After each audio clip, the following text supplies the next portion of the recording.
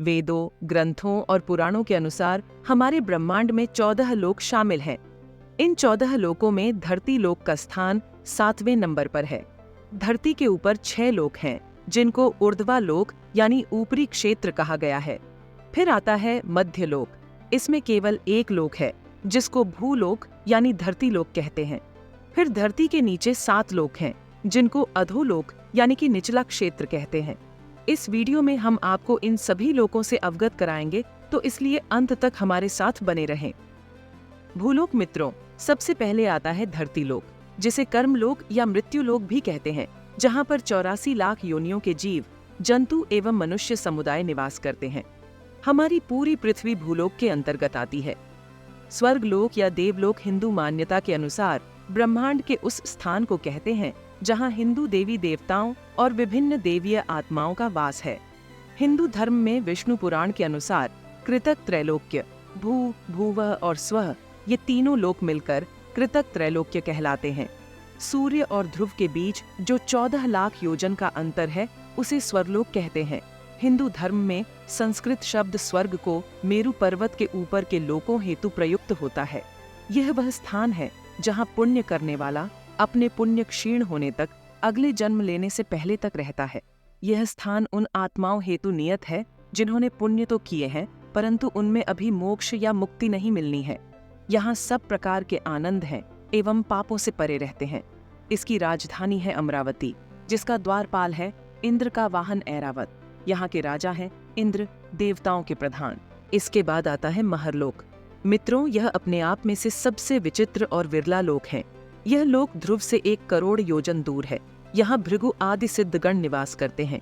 यह स्थान जन शून्य अवस्था में रहता है, जहाँ प्रलय काल में सामान्य या पापी आत्माएं स्थिर अवस्था में रहती है। यहीं पर महाप्रलय के दौरान सृष्टि भस्म के रूप में विद्यमान रहती है। इसके बाद आता है जनलोक। यह लोक महरलोक से 2 करोड़ योजन ऊपर है। इस लोक में सनकादिक आदि ऋषि निवास करते हैं एवं कई प्रकार के विद्वान व तपस्वी ऋषि आदि निवास करते हैं। इसके बाद आता है तपलोक। यह लोक जनलोक से 8 करोड़ योजन दूर है। यहाँ विराज नाम के देवता निवास करते हैं। तपलोक के बाद आता है सत्यलोक। तपलोक से 12 करोड़ योजन ऊपर सत्यलोक है। यहाँ ब्रह्मा निवास करते हैं, अर्थात इसे ब्रह्मलोक भी कहते हैं। सर्वोच्च श्रेणी के ऋषि मुनि यही निवास करते हैं। जन, तप और सत्यलोक तीनों अकृतक लोक कहलाते हैं। महरलोक कृतक और अकृतक लोकों के मध्य में है और कल्पांत में यह केवल जनशून्य हो जाता है, नष्ट नहीं होता है, इसलिए इसे कृतका कृतक लोक कहते हैं। जिस तरह से ऊर्ध्व लोक है, उसी तरह 7 अधोलोक भी हैं, जिन्हें पाताल कहा गया है। इन 7 पाताल लोकों की महिमा ऐसे है, इसमें सबसे पहला पाताल अतल है। यह हमारी पृथ्वी से 10,000 योजन की गहराई पर है। इसकी भूमि सुकल यानी सफेद है। इसमें राजा मैदानव का शक्तिशाली पुत्र असुर बल निवास करता है, जिसने 96 प्रकार की माया रची हुई है। इसके बाद वितल पाताल है। यह अतल से भी 10,000 योजन नीचे है। इसकी भूमि कृष्ण यानी काली है।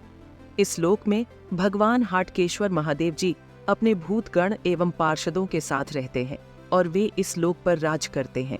वे प्रजापति की सृष्टि वृद्धि के लिए भवानी के साथ विहार करते रहते हैं। उन दोनों के प्रभाव से वहां हाट के नाम की सुंदर नदी बहती रहती है। वितल के बाद नितल पाताल है। यह वितल से भी 10,000 योजन नीचे है। इसकी भूमि अरुण यानी प्रातःकालीन सूर्य के रंग की है। इसके राजा बलि है, जिनको श्री भगवान विष्णु जी ने सतयुग में वामन अवतार के समय 3 पग धरती मांगकर उन्हें सुतल लोक का राजा बनाया था। नितल पाताल से भी नीचे गभस्तिमान पाताल है। यह नितल से भी 10,000 योजन नीचे है। इसकी भूमि पीठ यानी पीली है। इस लोक में त्रिपुराधिपति महाशक्तिशाली दानवराज मय का शासन है। इसके बाद महातल पाताल है, जो गभस्तिमान से भी 10,000 योजन नीचे है। इसकी भूमि सक्रामाई यानी कंकरिली है। महातल में ऋषि कश्यप की पत्नी कद्रु से पैदा हुए अनेक सिर वाले तक्षक, हुक, कालिया आदि नाग रहते हैं। इसके नीचे सुतल पाताल है, जो महातल से 10,000 योजन नीचे है।